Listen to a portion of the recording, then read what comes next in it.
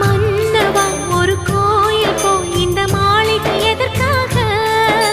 தேவியே என் ஜீவனே இந்த ஆலயம் உனக்காக. வானில் ஒரு புயல் மழை வந்தால் அழகே என்னை எங்கனம் காப்பாய். கண்ணே உன்னை என் கண்ணில் வைத்து இமைகள் எனும் கதவுகள் அடைப்பேன். சத்தியமாகுமா? நான் சத்தியம் செய்யவா?